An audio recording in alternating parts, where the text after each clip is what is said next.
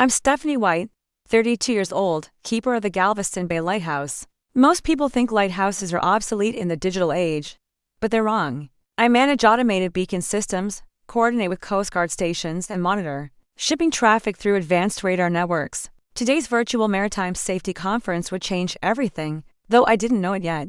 The screen filled with faces from across the Gulf Coast maritime industry. Harbor masters, environmental scientists, shipping executives. Then she appeared, Mila Peterson. Blonde hair pulled back in a severe bun, blue eyes sharp as winter sky. Her presentation title read Sustainable Tea Cultivation, Coastal Agricultural Impact Assessment, Traditional Farming Methods Destroy Coastal Ecosystems, she said. Her voice carried authority that made everyone lean forward. My plantation in Plano has reduced water usage by 60% while increasing yield. I found myself studying her face, the way her lips moved when she spoke about soil composition. Professional interest, I told myself environmental preservation directly affects lighthouse operations, Miss Peterson, I interrupted during question period. How do you account for saltwater intrusion affecting inland crops during hurricane seasons? Her eyes locked onto mine through the screen. Excellent question, Ms. White, she smiled, transforming her stern features completely. Stephanie White, Galveston Bay Lighthouse. Miss White, she continued, we've developed buffer zones using native grasses that actually filter storm surge before it reaches cultivation areas. The technical discussion that followed was electric. She challenged my assumptions about coastal erosion. I questioned her data on tidal influence. Other participants fell silent, watching our intellectual sparring match unfold.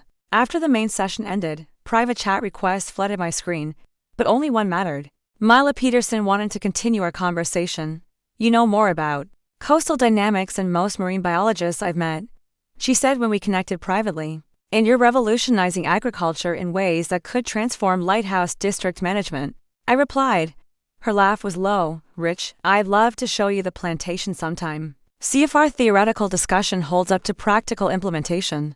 My pulse quickened. Professional collaboration, nothing more. I'd be very interested in that environmental assessment opportunity. Perfect. She leaned closer to her camera, and I caught a glimpse of freckles across her nose. I'll send coordinates and scheduling options. This could be the beginning of a very productive partnership. The call ended, but her image lingered on my darkened screen.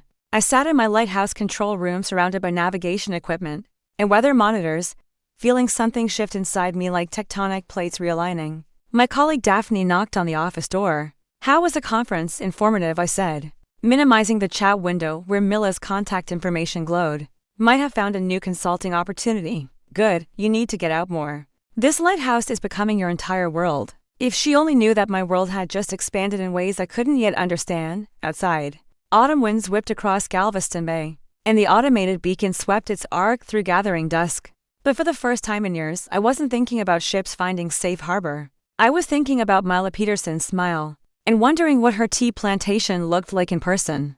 3 weeks later, I drove through rolling hills toward Plano, my lighthouse duties temporarily covered by automated systems. Mila's directions led me down a private road lined with native Texas oaks. Then I saw it. The Peterson tea plantation stretched across 100 acres. Emerald rows of Camellia sinensis plants creating geometric patterns against the landscape. The main house stood like something from a Southern magazine, white columns, wraparound porch, but modernized with solar panels and sustainable architecture. I parked beside a Tesla Model S, feeling suddenly underdressed in my Coast Guard utility jacket. Miss White, Mila emerged from the house wearing tailored khakis and a cream silk blouse. In person, she was taller than I'd imagined, probably 5'8" to my 5'4". Her blonde hair caught afternoon sunlight, and those blue eyes held the same intensity I remembered from our video call. Please call me Stephanie. Stephanie, she extended her hand. Her grip was firm, confident. Welcome to Peterson Plantation. I'm eager to show you what we've accomplished here. We walked through processing facilities first. Stainless steel machinery hung quietly. Temperature controls maintaining precise environments for different tea varieties. Mila explained oxidation processes, fermentation techniques, quality control measures. Her knowledge was encyclopedic. Annual production 50,000 pounds. Last year we supplied boutique markets across Texas and Louisiana. She opened a container releasing fragrant steam. Try this Earl Grey blend with locally sourced bergamot. Her fingers brushed mine as she handed me the cup. The contact lasted a heartbeat longer than necessary. I sipped the tea watching her watch me. Incredible. The citrus notes are perfectly balanced. Family recipe. My grandmother started this plantation 40 years ago. She led me toward the cultivation fields. But you're here for environmental assessment, not tea appreciation. We spent 2 hours walking the property. I documented drainage systems, soil composition, water usage statistics. Mila's sustainable practices impressed me. Buffer zones exactly as she described. Native plant barriers, rainwater collection systems that would make any environmentalist proud. Your erosion control is remarkable, I said, taking notes. These methods could work in lighthouse districts. That's what I was hoping you'd say. The sun was setting when we finished the technical tour. There's a restaurant 20 minutes away, Mila said, unless you need to drive back tonight. I booked a hotel room in town. Dinner sounds perfect. Romano's Italian bistro was intimate. Candlelit tables and soft jazz playing, not the business meeting atmosphere I'd expected. The hostess led us to a corner table. Wine? Mila asked.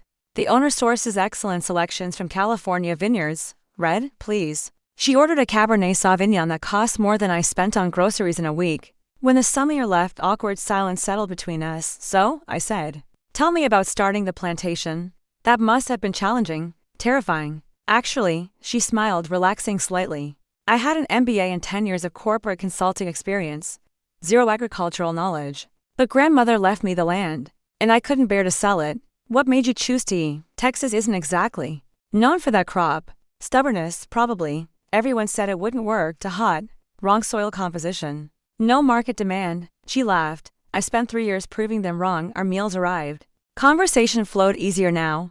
Moving from business to personal interests, she asked about lighthouse operations. Seemed genuinely fascinated by maritime rescue coordination. I found myself describing storm responses, equipment maintenance. The solitary beauty of beacon duty. It sounds lonely, she said, sometimes, but also peaceful. There's something about being responsible for guiding ships safely to harbor. Knowing your light prevents disasters. Like a guardian angel. He crept up my neck at the way she said it. I never thought of it that way. I did watching you during the conference. You have this intensity when you talk about coastal protection like it's a personal mission. The wine was making me bold. What about you? Do you miss corporate consulting? God, no. Those boardrooms were suffocating. Here, I control my own destiny, build something meaningful. She leaned forward slightly. Though it can be isolating, too. Not many people understand the commitment required. Our eyes met across a small table. Something electric passed between us, unspoken, but unmistakable. My heart hammered against my ribs. Stephanie, she said softly. I should probably mention something. What? This isn't just about environmental consultation anymore, at least not for me. Before I could respond, she reached across the table. Her fingers traced across my knuckles, light as feathers, but burning like fire. Then she leaned forward, closing the distance between us.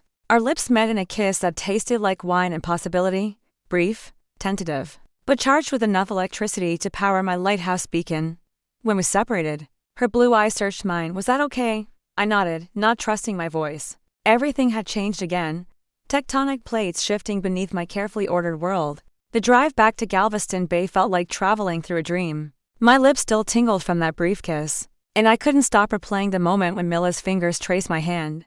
Professional consultation had become something else entirely. Something that made my chest tight with anticipation and anxiety. At the lighthouse, I threw myself into maintenance routines, calibrating beacon intensity, updating weather monitoring systems, reviewing shipping lane reports, but concentration was impossible. Every few minutes, my phone buzzed with a text from Mila.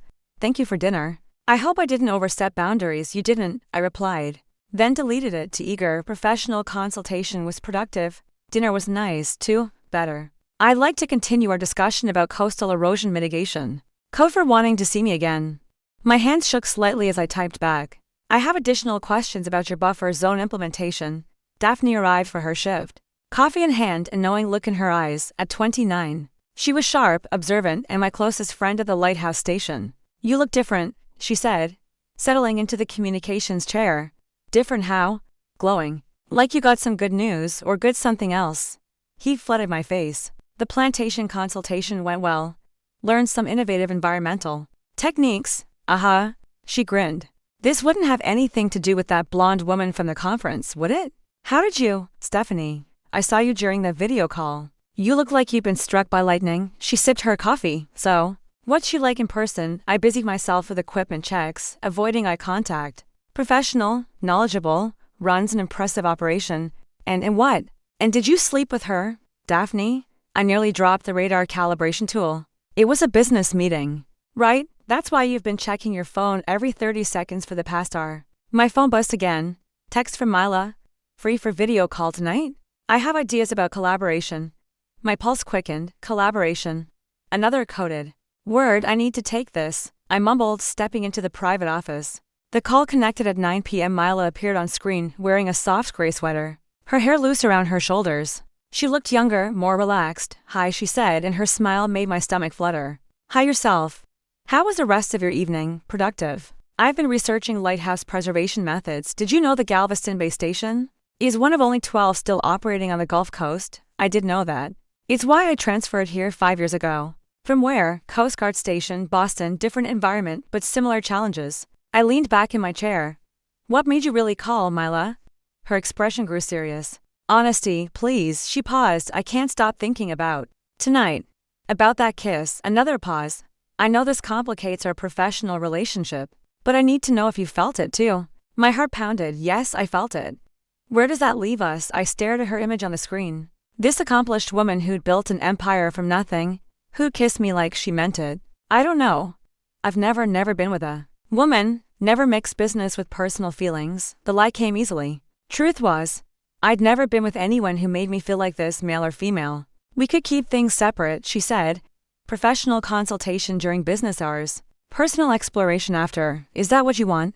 What I want is to see you again soon without pretending it's just about environmental assessment. The admission hung between us through the digital connection.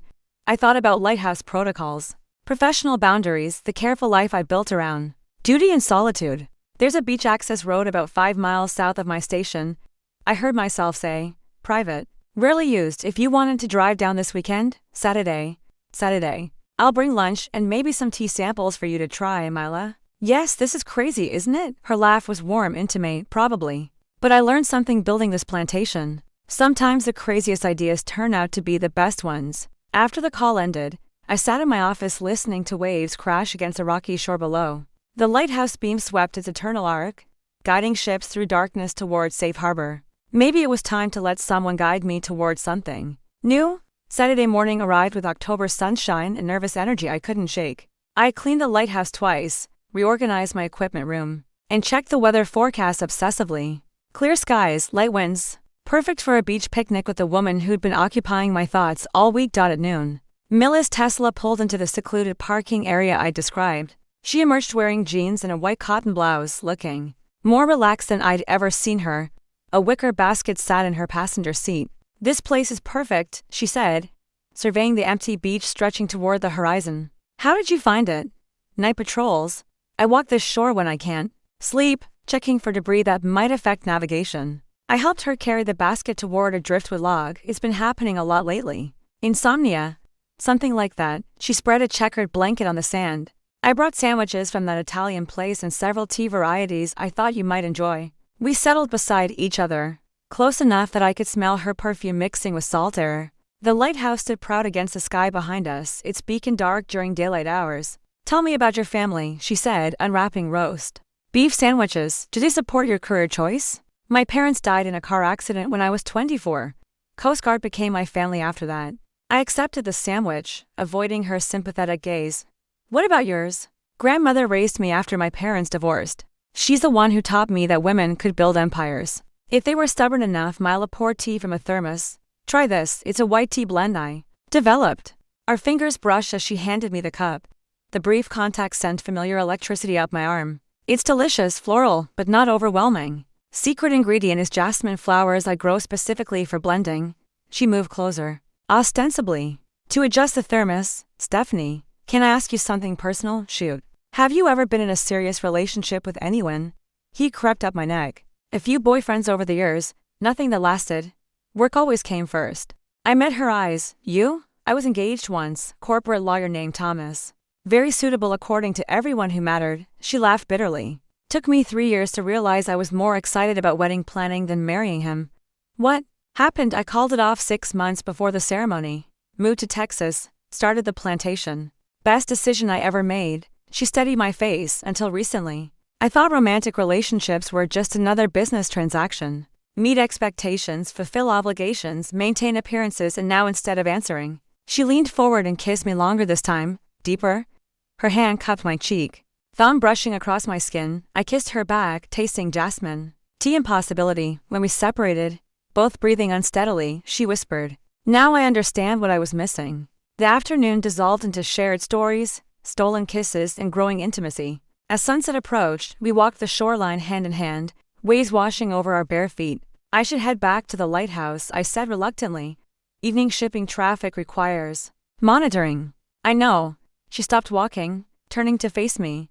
"But first, I want to show you something." From her jacket pocket, she produced a small wooden box hand-carved with intricate patterns. Grandmother's tea ceremony set. She used it for special occasions, moments that mattered. She opened the box, revealing delicate porcelain cups and a tiny silver spoon. "I'd like to share a proper ceremony with you in private, here at the lighthouse, if you'll have me." 20 minutes later, we climbed the spiral stairs to my private quarters above the beacon room. The space was simple: bed, kitchenette, desk overlooking the Gulf. Mila moved through it with quiet reverence, touching books, examining charts.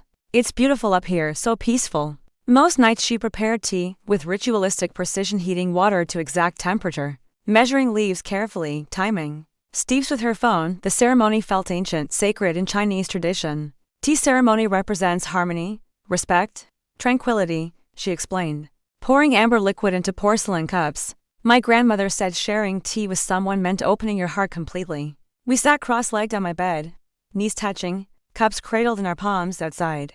The automated beacon began its nightly rotation. "To opening hearts," Mila whispered. Raising her cup, "To taking chances," I replied. We drank in silence, eyes locked. Then she set down her cup and kissed me again. This time, I didn't pull away when her hands found the hem of my shirt. This time, when she whispered my name against my lips, I answered by drawing her closer. What happened next was tender, exploratory, perfect in ways I'd never imagined possible.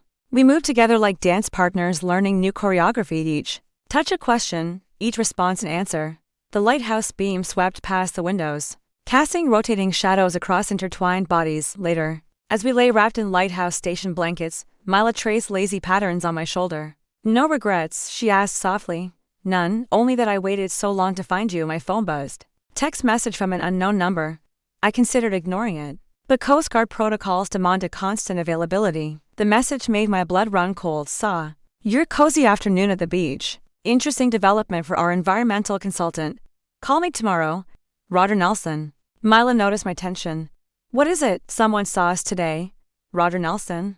"He's a corporate executive who's been asking me out for months." She sat up, sudden worry creasing her features. This could complicate things for both of us. Outside, ships moved through darkness towards safe harbor, guided by my lighthouse beam. But inside these walls, our secret world felt suddenly fragile, threatened by forces beyond our control.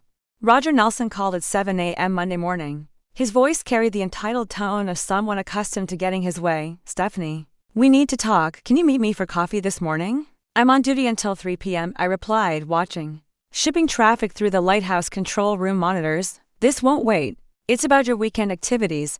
The threat was subtle but unmistakable. I agreed to meet him at noon, my stomach churning with anxiety. Mila and I had texted constantly since Saturday night, but neither of us mentioned Roger's message directly. Some conversations required privacy. Coastal Cafe sat halfway between the lighthouse and downtown Galveston. Roger was already there when I arrived, wearing an expensive suit despite the casual setting. At 45, he was handsome in a corporate way, graying temples, confident smile, watch that cost more than my monthly salary. "You look tired," he said as I sat down. "Late night." "What do you want, Roger?" He stirred sugar into his coffee methodically. "Direct. I've always appreciated that about you." He pulled out his phone, swiped to a photo. "Interesting afternoon. You had Saturday." My heart sank. The image showed Mila and me walking hand in hand on the beach, faces clearly visible. Someone had taken it from the dunes with a telephoto lens. "Invasion of privacy is illegal in Texas," I said, fighting to keep my voice steady. "Relax, I took it myself. I was surf fishing nearby when I spotted you." He pocketed the phone. Imagine my surprise seeing the lighthouse keeper I've been pursuing romantically with another woman. "My personal life is none of your business." "Normally, no. But when that woman is Mila Peterson, it becomes my business." His smile turned predatory. "See, I've been researching investment opportunities in sustainable agriculture. Peterson Tea Plantation keeps appearing in my reports." The implication hit me like cold water. You want to buy her plantation. I want to make her an offer she can't refuse. Having leverage makes negotiations easier. He leaned forward. One word to the right people about your relationship, and her conservative client base disappears overnight. Small-town Texas isn't exactly progressive about these things, you bastard. Business, Daphne. Nothing personal. He signaled the waitress for more coffee. But here's the interesting part. I could also be very helpful to both of you. Strategic partnership, expanded distribution, government contracts, all contingent on certain arrangements. What arrangements? You have dinner with me tonight. Let me show you what a real relationship could offer. His hand moved toward mine across the table. Mila Peterson is successful, I'll give her that. But she can't provide the future you deserve. I jerked my hand away. Go to hell. Think carefully, Daphne. Your lighthouse keeper's salary is what? $50,000 a year. I could triple that. Corner office in Houston, expense account, company car. All you have to do is stop playing house with the tea lady. My phone rang. Mila's contact photo appeared on the screen. Roger's eyes followed my gaze. Answer it, he said. But remember what's at stake. Hi, I said, throat tight. Hey, beautiful. How's your day? Mila's voice was warm, affectionate. Roger listened to every word. Complicated. Can I call you back? Of course. Everything okay? Fine, just lighthouse business. The lies tasted bitter, okay? I love you, Daphne. The words hit like lightning. We hadn't said them before. Roger's eyebrows raised with interest.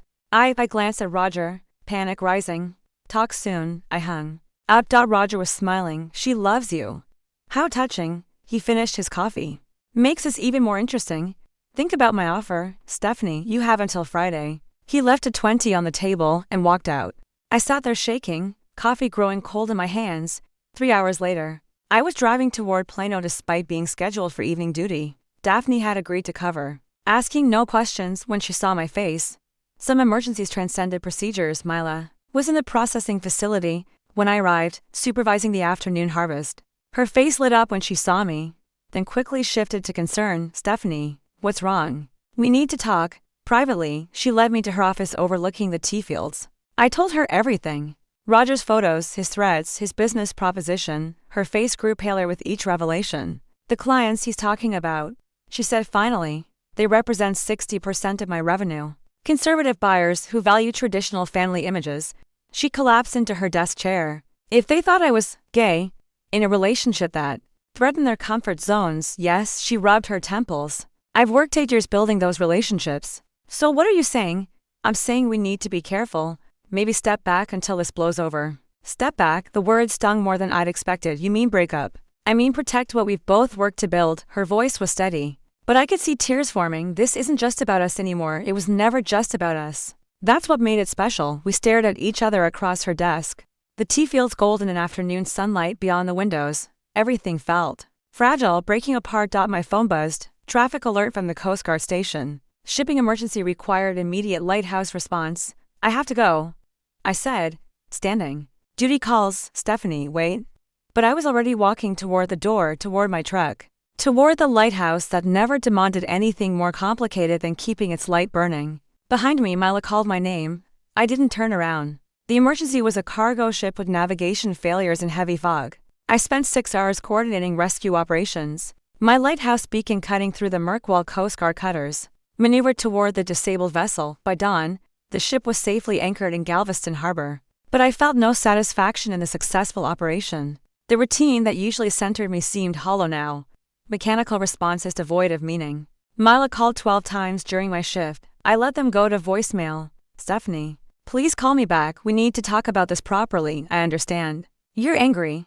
But running away won't solve anything. I love you. That wasn't just words. Please don't shut me out. The last message came at 3 a.m. Her voice was rough with exhaustion and tears. I've been researching prosopagnosia all night. Face blindness. I know it sounds random, but stay with me. There are people who can't recognize faces, but still maintain deep relationships through other sensory connections, voice, touch, scent. Maybe we can learn from that. Maybe love isn't just about what we can see. I played that message 3 times before Daphne arrived for the morning shift. You look like hell, she said, settling into the communication station. Rough night. Cargo ship emergency, UH, and the dozen missed calls from your tea plantation lady. I hadn't realized my phone was visible. Personal business, Daphne. Daphne's voice was gentle but firm. I've known you for 3 years. You're the most competent person I've ever worked with. But you're also the most scared. Scared of what? Of letting anyone get close enough to hurt you. Of caring about something more than this lighthouse. She gestured around the control room. What happened to your parents was tragic. But hiding here won't prevent other losses, her words stung because they carried truth. I built my life around duty, service, controllable variables. Mila represented chaos, risk, vulnerability I wasn't sure I could handle. It's complicated, I said, the best things usually are. That afternoon, I drove to the medical library in Houston. If Mila was researching face blindness, I needed to understand why. Prosopagnosia, also called face blindness, affected roughly 2% of the population. People with the condition couldn't recognize familiar faces, sometimes including their own reflection. They relied on alternative identification methods, distinctive clothing, hairstyles, voices, body language. The research was fascinating and heartbreaking. Couples who'd navigated the condition successfully emphasized communication, patience, creative intimacy solutions. One case study particularly resonated. A woman whose husband developed prosopagnosia after a stroke. She described learning to announce herself when entering rooms, wearing signature perfumes, developing verbal intimacy rituals that replaced visual recognition. We had to fall in love all over again, she wrote. In some ways, it made our relationship deeper. We couldn't rely on superficial visual cues. Every interaction required genuine connection. I closed the research journal, understanding flooded through me. Mila wasn't just sharing random medical information. She was showing me a metaphor for our relationship. Maybe we couldn't recognize each other in conventional ways. Maybe society wouldn't accept what we saw when we looked at each other. But that didn't make our connection less real. By evening, I was back at the lighthouse staring at my phone. Mila deserved better than my silence. She deserved honesty, even if it was terrifying. I called her at sunset. Stephanie, her voice was cautious, hopeful. I read about prosopagnosia. Your message made me think and I realized I've been face blind myself, not medically, but emotionally. I couldn't see past my fear long enough to recognize what we have. I watched the lighthouse beam begin its nightly rotation. I'm sorry for running away. You don't need to apologize. I understand why you were scared. Are you still scared? Terrified, she admitted, but also sure. About something, about you. About us. We talked for 2 hours, rebuilding bridges my panic had burned. She told me about the sleepless night, the research binge, the realization that love required courage she wasn't sure she possessed. I told her about Daphne's words, the medical library, the recognition that my lighthouse had become a prison disguised as purpose. So where does this leave us with Roger? I asked. I've been thinking about that too. What if we call his bluff, meaning? What if we stop hiding, not recklessly, but strategically? Build support systems before he can isolate us. The idea was radical, terrifying, brilliant. You're talking about coming out. I'm talking about living authentically. Roger's power comes from our secrecy. Remove that, and he's just another businessman making empty threats. We made plans to meet the next evening. Not at secluded beaches or behind closed doors, but at a restaurant in town. A small step toward visibility, toward courage. After the call, I sat in my lighthouse quarters, listening to waves crash against rocks below. The beam swept its eternal arc across dark waters, guiding ships toward safe harbor. For the first time in days, I felt like I was navigating towards something instead of away from it. My phone buzzed with a final text from Mila. Tomorrow night I'm wearing jasmine perfume and that blue dress you liked. Just in case you need help recognizing me. I smiled, typing back. I'll know your voice anywhere. That's all the recognition I need. Outside, ships moved safely through darkness, trusting lighthouse guidance. Maybe it was time to trust someone else's beacon for a change. Our dinner at Harborview Restaurant was strategic and terrifying. I arrived 15 minutes early, claiming a table near the windows overlooking Galveston Bay. The maitre d' recognized me as a lighthouse keeper, nodding respectfully. Local celebrity had its advantages. Mila entered at exactly 7 p.m., wearing the blue dress I complimented weeks ago. Her jasmine perfume reached me before she did. Just as promised, she moved through the restaurant with quiet confidence, ignoring the subtle glances from other diners. You look beautiful, I said as she sat down. So do you? Ready for this, as ready as I'll ever be. We ordered wine and appetizers, talking about everything except the elephant in the room. The restaurant was half full, mostly couples enjoying Friday evening dinners. Several people recognized me, a few waved. Normal interactions that felt revolutionary under the circumstances. How's business been this week? I asked. Interesting development. I received 3 new wholesale inquiries from Austin distributors. Apparently word about sustainable practices is spreading. That's incredible. It is. Though I suspect Roger might have had something to do with it. Preliminary market research before making his move, our server approached. Ladies, how is everything tonight?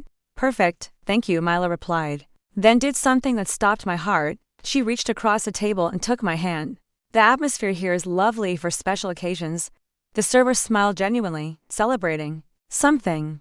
New beginnings, I managed, thumb tracing across Mila's knuckles after the server left. We sat holding hands across the white tablecloth, watching sunset paint the gulf in shades of gold and orange. How does it feel? Mila asked softly. Terrifying. Amazing, right? I squeezed her fingers like I'm finally living instead of just existing. We finished dinner without incident. No confrontations, no dramatic scenes, simply two women sharing a meal, holding hands, being authentically themselves. The mundane nature of it felt miraculous. Your place or mine? Mila asked as we walked toward the parking area. Mine, if you don't mind Lighthouse quarters. I love your Lighthouse quarters. 20 minutes later, we climbed the spiral stairs to my private rooms above the beacon chamber. Mila moved through the space like she belonged there, touching familiar objects with casual intimacy. I miss this, she said, settling onto my bed. Missed you. We talked yesterday for 2 hours. Talking isn't the same as being close to you. She was right. Phone calls couldn't replicate the electricity of physical presence. The way her perfume mixed with salt air. The warmth of her body beside mine on Lighthouse service blankets. Mila, I said, sitting beside her, about moving forward. Are you sure you're ready for whatever comes next? I've been thinking about that. She turned to face me fully. 8 years ago, I left a life that looked perfect on paper but felt empty inside. Started over with nothing but determination in grandmother's land. Best decision I ever made. This is different, is it? Both required choosing authenticity over safety. Both meant risking everything for the possibility of something better. She was wearing a silver bracelet I hadn't noticed before. Delicate chain with small charms dangling from it. New jewelry, grandmother's. I found it in her jewelry box last week. She touched one of the charms. This one's a lighthouse. She collected them from places she traveled. My throat tightened. She would have liked you. Being happy, being you, strong, independent, dedicated to something bigger than yourself. Mila's fingers found the lighthouse charm. She used to say lighthouses were symbols of hope, beacons that help lost souls find their way home. Did you tell her that just to seduce me? She laughed, the sound rich and warm. Maybe. Is it working? Instead of answering with words, I kissed her, soft at first, then deeper as she pulled me closer. We moved together with familiarity now, no longer tentative or uncertain. Her hands found the hem of my blouse, fingers tracing skin with reverent patience. What followed was tender exploration of rediscovered territory. We made love, with lighthouse beams sweeping past windows, salt air carrying sounds of waves against rocks below. Her whispered endearments mixed with my responses in a language only we understood. Afterwards, we lay wrapped in each other in worn lighthouse blankets, watching stars appear through lighthouse windows. I have a confession, Mila said, fingertips drawing lazy circles on my shoulder. What? I've been researching lighthouse preservation. There are grants available for historical renovation, tourism development, educational programs. I propped myself up to look at her. What are you thinking? I'm thinking a tea plantation and lighthouse could make beautiful partners, not just romantically, but professionally. Sustainable agriculture meets maritime preservation. Educational tours, overnight accommodations, specialty tea blends inspired by coastal themes. The idea was brilliant. You'd want to expand operations here. I'd want to build something with you, something that combines our passions and expertise. She traced my collarbone. Assuming you're interested in long-term partnership, business, partnership, every kind of partnership. My heart hammered against my ribs. Are you asking what I think you're asking? I'm asking if you want to stop pretending this is temporary. If you want to build a life together that we don't have to hide outside. The lighthouse beam continued its eternal rotation, guiding ships towards safe harbor. Inside, wrapped in Mila's arms, I finally understood what it meant to be guided home. Yes, I whispered against her lips. To all of it, we sealed the promise with kisses that tasted like jasmine tea and possibility. While lighthouse beams painted turning shadows across intertwined bodies and shared dreams. Monday morning brought Roger Nelson to my lighthouse door. He arrived uninvited at 8 a.m., wearing another expensive suit and carrying a manila envelope. You look refreshed, he said, surveying my appearance. Weekend went well, I assume. What do you want, Roger? He stepped inside the control room, without invitation, to discuss your decision. Today's my deadline, remember? I'd forgotten completely. The weekend with Mila had erased Roger's threats from my mind. Now reality crashed back like winter waves against the lighthouse foundation. I haven't changed my mind, I said. And you can't make me. Actually, I can. He opened the envelope, spreading photographs across my equipment console. Professional surveillance is expensive, but worth the investment. My stomach dropped. The images showed Mila and me at Harborview Restaurant, holding hands across the table, walking to our cars, entering the Lighthouse together. Someone had been watching from multiple angles. Impressive documentation, Roger continued. Should make quite an impression on the Coast Guard disciplinary board. Fraternization policies are strict, especially involving civilian contractors.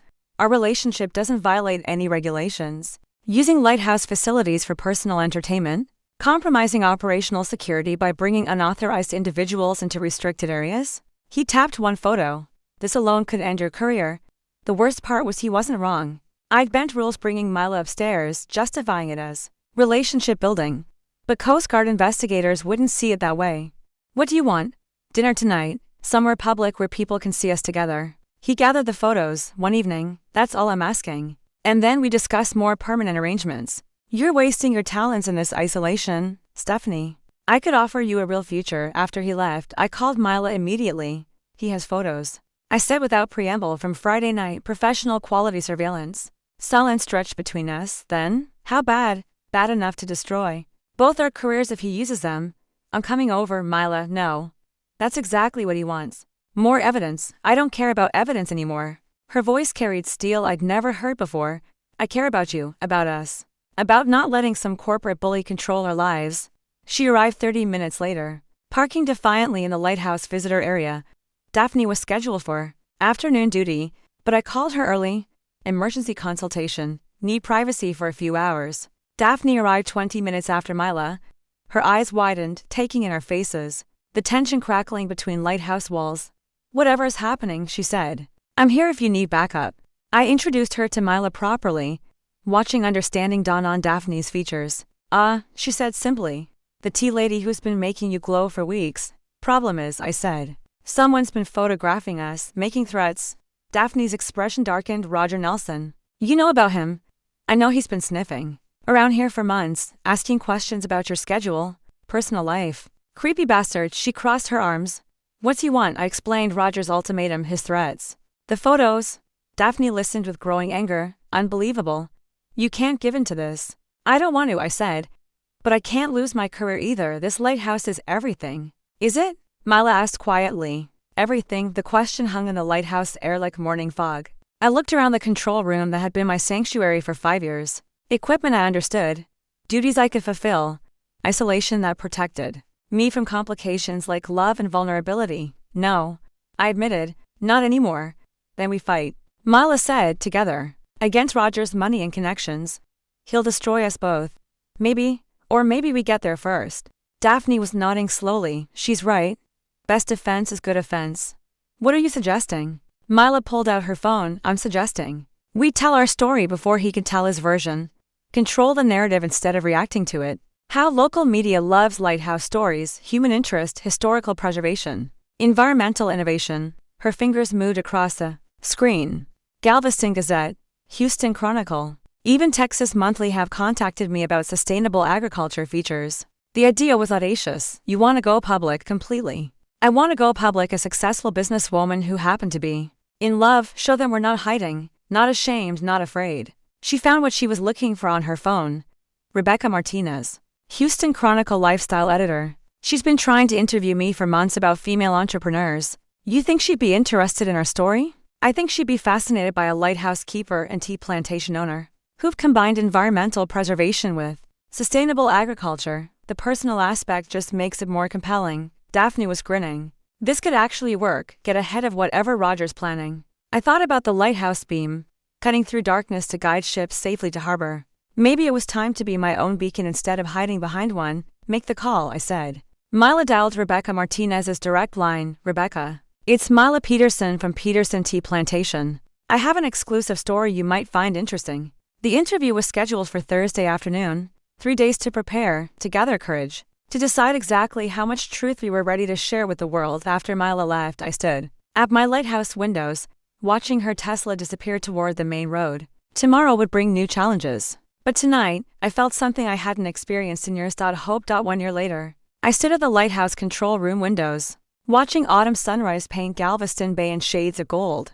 In amber, the beacon had just completed its final sweep of the night, automatic systems shifting to daylight operations. Everything had changed. Everything and nothing. The Houston Chronicle article had run 6 months ago under the headline, "Love Lights the Way.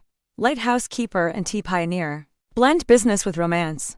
Rebecca Martinez had crafted our story beautifully, focusing on environmental innovation, historic preservation, and entrepreneurial courage. The personal aspects were mentioned tastefully.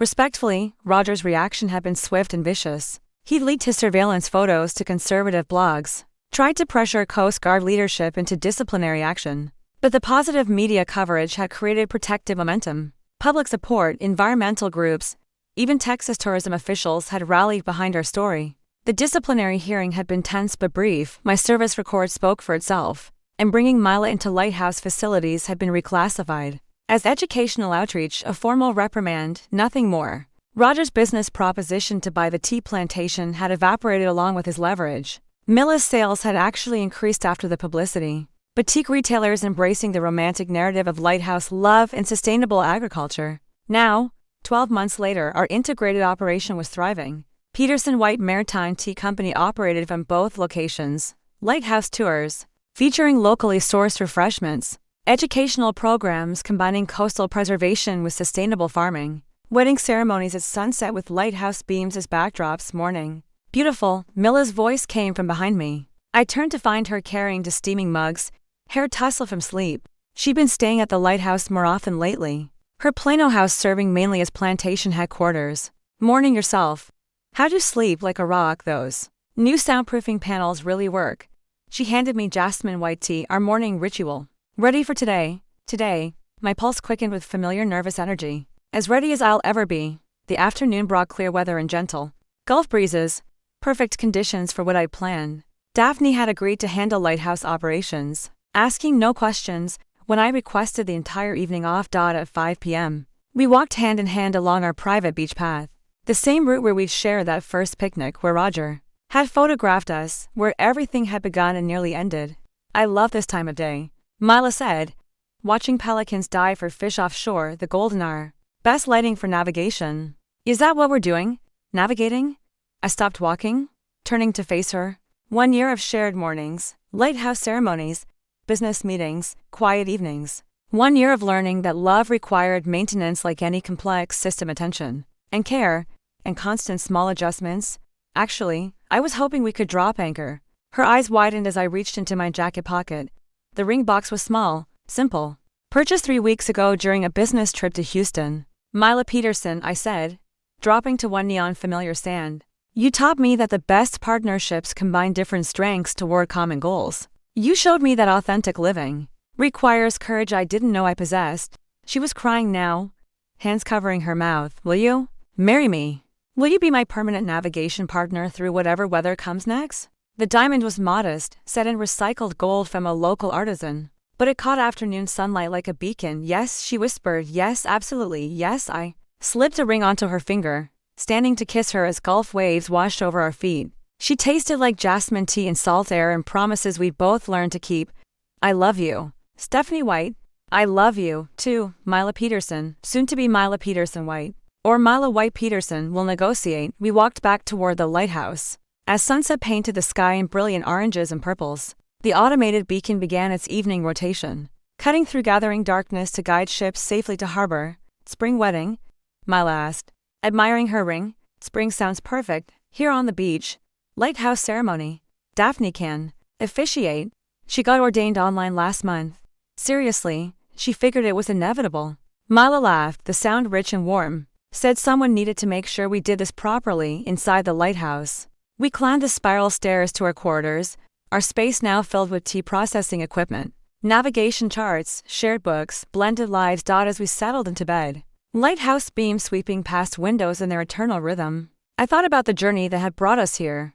Fear overcome by courage, isolation replaced by partnership, duty expanded to include love. Any regrets? Mila asked, head resting on my shoulder. Only that it took us so long to find each other. We found each other exactly when we were supposed to, when we were ready. Outside, ships moved through darkness towards safe harbor, trusting lighthouse guidance to see them safely through treacherous waters. Inside, Wrapped in Mila's arms, I understood finally that some beacons guide others home while others guide you to yourself. We'd done both for each other, and we would continue doing both for whatever storms and calm seas lay ahead. The lighthouse beam swept its eternal arc across dark waters. What do you want, dinner tonight?